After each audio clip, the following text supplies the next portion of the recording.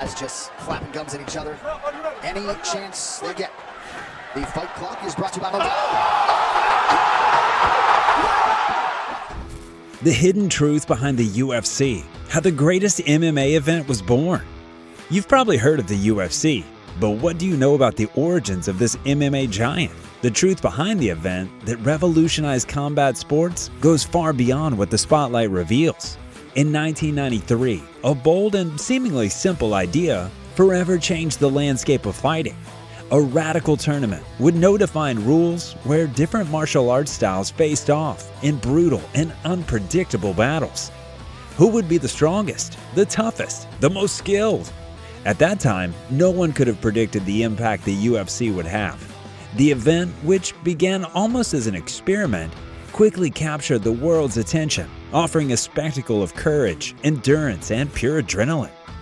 What seemed like a crazy idea to test martial arts turned into something much greater. With stars that won fans' hearts, million-dollar broadcast, a global reach, the UFC didn't just create a new type of entertainment, it shaped a culture. But the road to the top wasn't easy. Behind the victories and titles lies a story of internal battles, controversies, and challenges that many are unaware of. And it's this history, full of twists and critical moments, that we're about to uncover. The UFC emerged in the 1990s as a bold idea to pit fighters from completely different styles against one another with almost no rules, to discover which martial art was truly the most effective in a direct confrontation. This vision was born from the mind of Rorion Gracie, a member of the iconic Gracie family, known for popularizing Brazilian Jiu-Jitsu. Rorion had moved to the United States in the 1970s, teaching Jiu-Jitsu out of his garage in California and challenging other fighters in matches known as the Gracie Challenge, a way to prove the family's technique surpassed strength or size. But Rorion wanted more. He dreamed of taking this experience to a wider audience and creating something as innovative as it was risky. That's when Rorion met Art Davie, a marketing professional fascinated by martial arts. Davie loved the idea of testing different fighting styles, and after hearing about the Gracie Challenge, he saw a spectacle with massive commercial potential.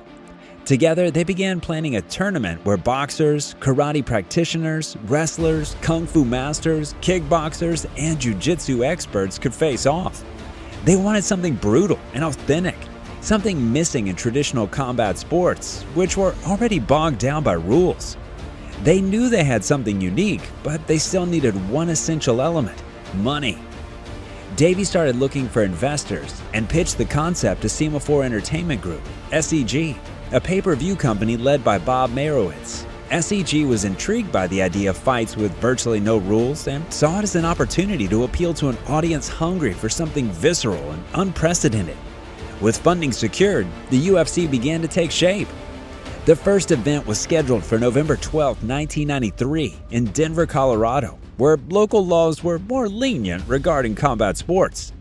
This was crucial, as the UFC's initial concept aimed to offer something as close to a real fight as possible, free from the restrictions of traditional regulations. The UFC 1 was planned as a single-night elimination tournament. There were no weight classes, rounds, or time limits. Fighters could freely use their techniques with only two prohibitions: no biting and no eye gouging. The rest, anything went. The idea was simple, but daring: to answer the eternal martial arts question of which style truly dominated. Among the participants, Rorion Gracie, Rorion's younger brother, was chosen to represent Jiu-Jitsu. It was pure strategy. Despite his frail and slender appearance, Royce could demonstrate that technique could surpass brute strength. Other competitors included Ken Shamrock, a wrestling specialist, and Gerard Gordeau, a feared kickboxer. When UFC 1 finally took place, it was a shock. The audience, used to combat sports filled with rules, was stunned by the brutality and realism of the fights.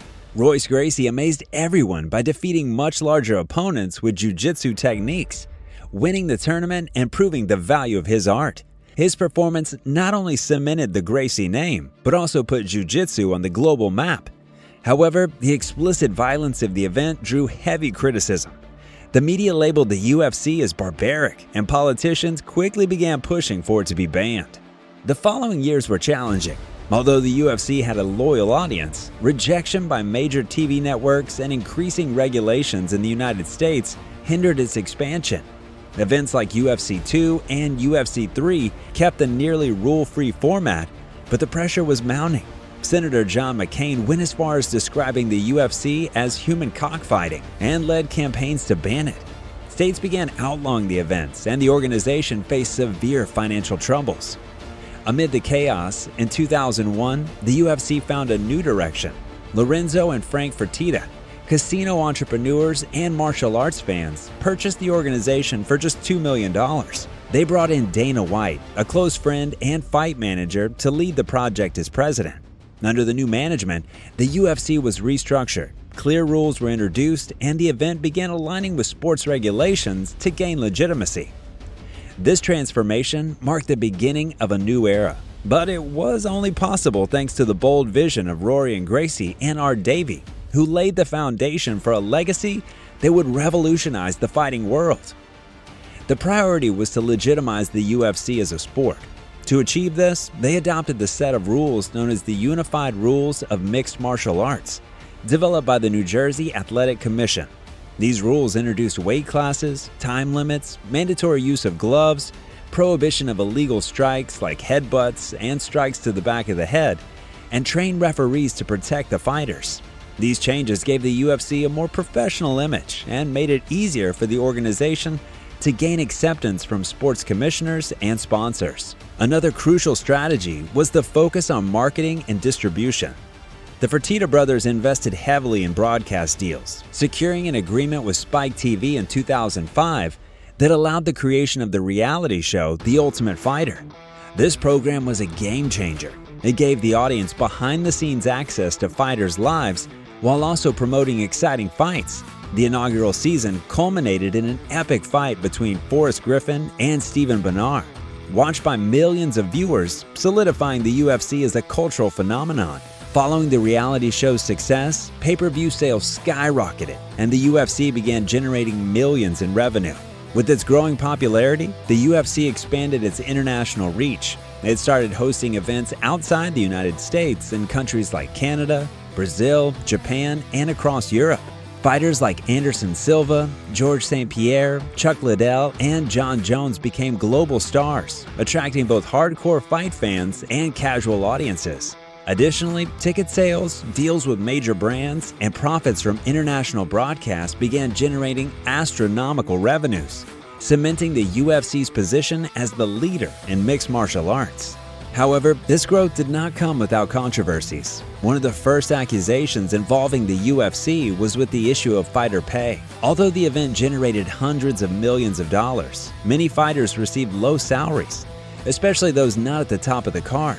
This sparked criticism from the media, athletes, and even public figures who argued that the UFC did not compensate its fighters fairly despite demanding high performance and exposing them to significant physical risks.